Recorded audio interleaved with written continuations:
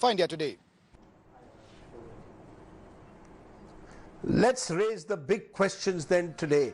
Are India and China inching towards a situation like 1962, a war-like situation? What happened exactly in Pangong Tso, and why is China torpedoing any efforts at disengagement? I'm joined by three very special guests. Ajay Shukla, Defense and Strategic Affairs Analyst, who's been tracking this relentlessly for the last few months. I'm joined by Lieutenant General Sanjay Kulkarni, who's been former Chief of Staff at the 14th Corps, and I'm joined by Kanwal Sibal, former Foreign Secretary of the country. Appreciate all of you joining us. Let me come to you, Ajay, first, because you have been tracking what's been happening on the ground. Are we seeing a further escalation of the situation? It happened in June when there was an actual conflict which resulted in casualties. This time it appears that the Indians are also striking back. Give us a sense of what you're learning from your sources on the ground, Ajay. Rajdeep, it seems to be increasingly clear that the Chinese have a clear game plan to engage the Indians in talks, to have talks at the military-to-military level, to engage in talks at the diplomatic level, but to continue doing what they're doing on the ground, which is to expand their hold of tactically important features so that they can define a new line of actual control where they hold all the tactical high cards. It began in Galwan, it extended then to the Pangong area, and now it's moving south from Pangong to the south bank of the Pangong and towards Chushul. I would say that nobody should be surprised, and I'm sure the Indian Army is fully expecting this, that they would then take the action points to Dumti and to Demchok, which are further south, and then at the end of it have a new line of actual control where they hold all the tactically dominating features, where the Indians are perpetually at a disadvantage, and towards this end they're going through the pretense of talks and of dialogue. So I'm sure the Indians are aware of this. I'm sure that they're taking care of this, but that seems to be the situation as of now. But I just want to add on to that, Ajay. I read a tweet of yours this morning which says, patience is running out on the Indian Army, which believes China is tying it down in fruitless dialogue while continuing its aggression on the ground. India is concerned that the PLA really wants to focus on changing the LAC in Depsang while diverting Indian attention towards Pangong. You seem to suggest that the Indian Army now believes that patience is running out. There have been reports that we have also struck back in a few areas, especially in Chushul. So is this now very much quid pro quo, both sides targeting each other? You're absolutely correct, Rajdeep. What you're seeing is an inflection point. You're seeing the beginnings of the Indian Army starting to retaliate now against Chinese incursions and intrusions. So far, it's just been a sort of a more modest response, partly because the Indian troop buildup had not taken place so far.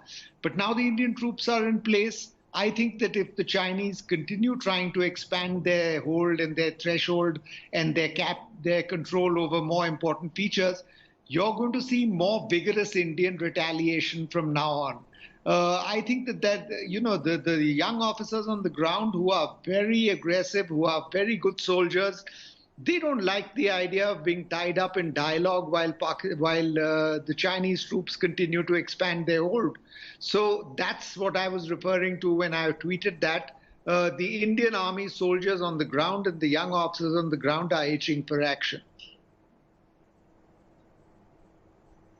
You know, that's the worry, General Kulkarni, because there was a sense that perhaps after what happened in June, both sides were trying to reach out to each other, possibly a disengagement, but obviously there is no disengagement. Do you fear this situation now could escalate out of control, not just in eastern Ladakh, but in other sectors as well, where we are told there are potential eyeball-to-eyeball confrontations now? Rajdeep, I would put it, to some extent, I do agree with Ajay on some issues. He's right. There is no doubt in my mind that the Chinese are trying to probe how much prepared is the Indian Army. And this probing action is going on. The Chinese are fully prepared. They've been there for the last about now almost 6 months on the Tibetan plateau with all the work that they need to. They know what is to be done. But they're trying to probe. They probably are thinking that India is still in the mold of 62. They might be just saying something and not be able to deliver.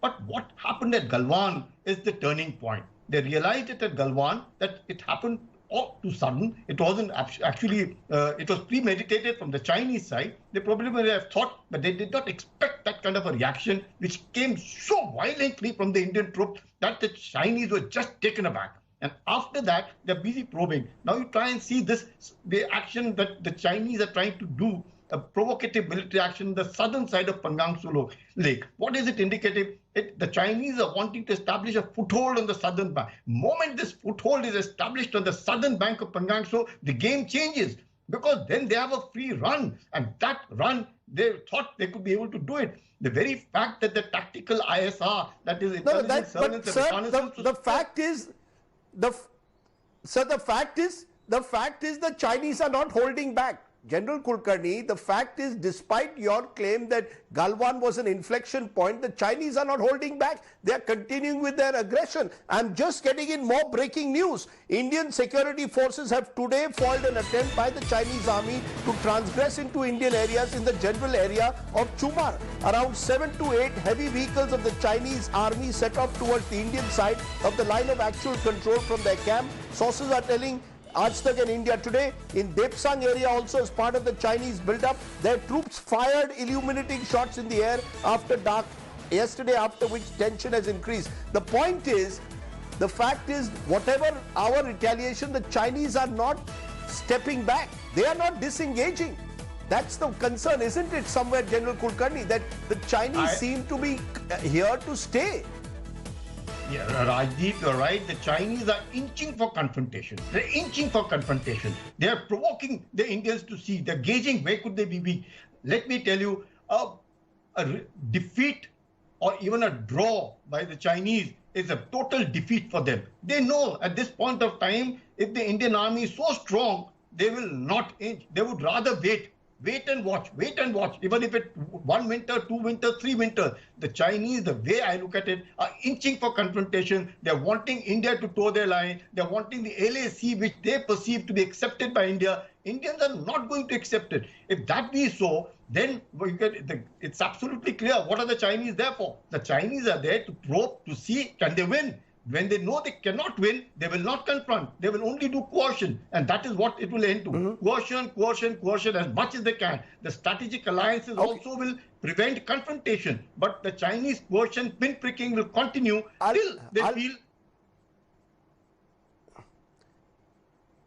Okay, so you're calling it pinpricks. I'll come back to that in a moment. But Kanwal Sibal, where does this leave Indian diplomacy? There was so much talk of investment in dialogue at the highest level. Prime Minister Modi, President Xi, Mamallapuram, Ahmedabad, that's all been forgotten. At the moment, you have a serious potential military confrontation.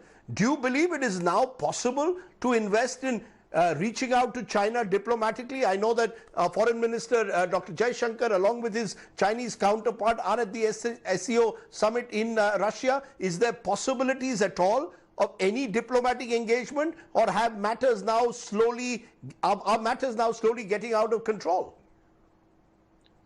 Well, you know, there was nothing wrong in this government or previous governments trying to engage China and work out some modalities of being able to cohabit, even when there are serious differences which, to my mind, are not going to be resolved in the foreseeable future. And the Chinese have been saying that openly.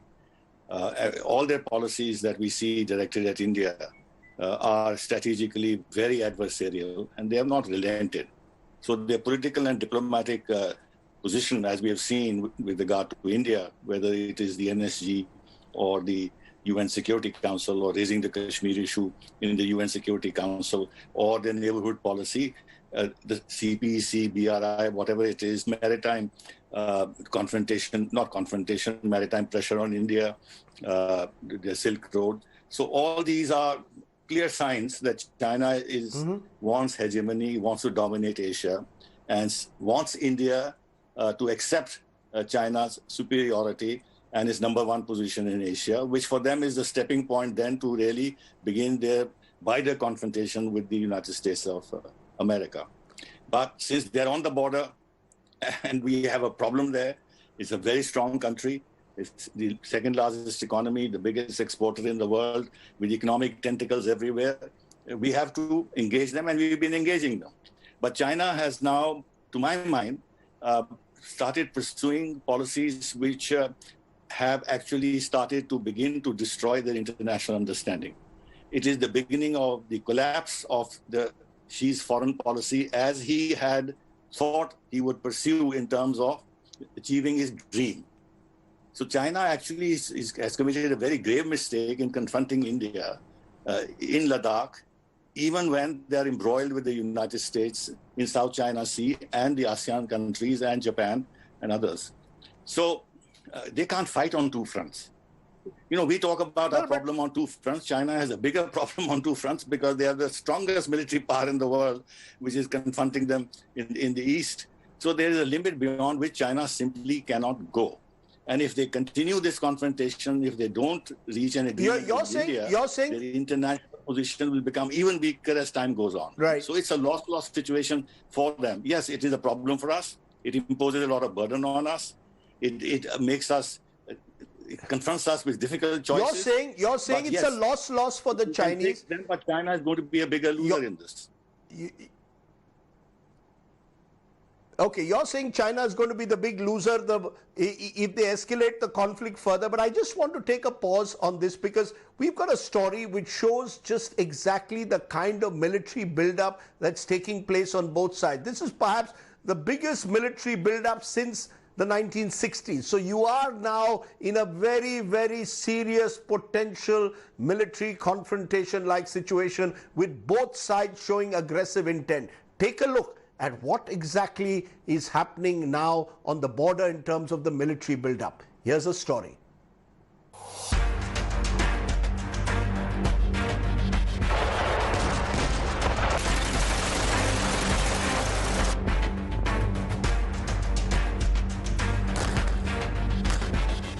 Battle tanks within range of each other, artillery gun positions, Chinese Type 15 tanks, and Indian T-90 tanks.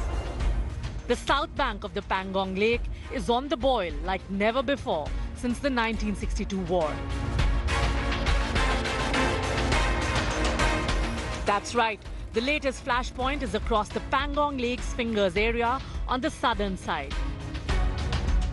And it is here that a unit of the Indian Special Frontier Force mounted a preemptive action on Saturday night, occupying crucial heights and catching the advancing Chinese totally off guard.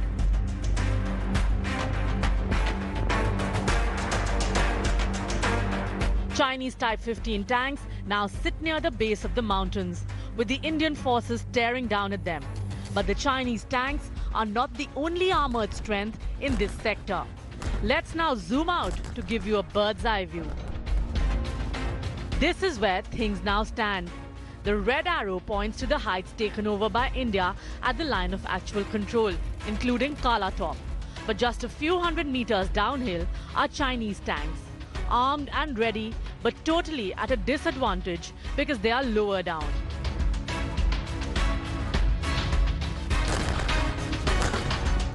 India today has learned that the Indian units at the heights are armed with anti-tank weaponry like the Spike system designed to kill tanks at range, a formidable weapon procured recently.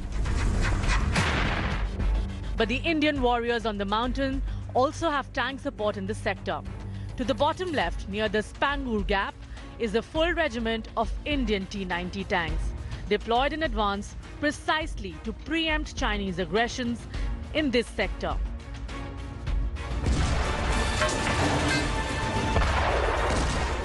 These tanks are heavier and less agile than the Chinese Type 15 tanks, but the flat land of the Chushul sector makes this perfect terrain for such combat vehicles.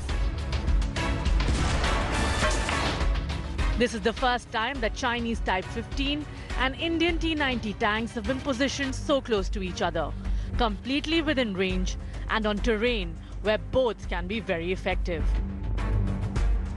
Also note, deeper into the Chinese side is a gun position that emerged late in June and became a prominent act of belligerence by China, even as talks were on between both sides. India has gun positions in the Chushul sector too. Since the Galwan bloodshed of June 15, this is the first truly aggressive face-off between the two sides, with India not only speaking from a position of strength, but also calling for a de-escalation. India Today will continue to bring you the latest of a rapidly evolving story. With Manjeet Negi and Shiv Arur in Delhi, Bureau Report, India Today. Ajay Shukla, when you see the kind of build-up on both sides, give us a sense into our viewers in terms of war gaming.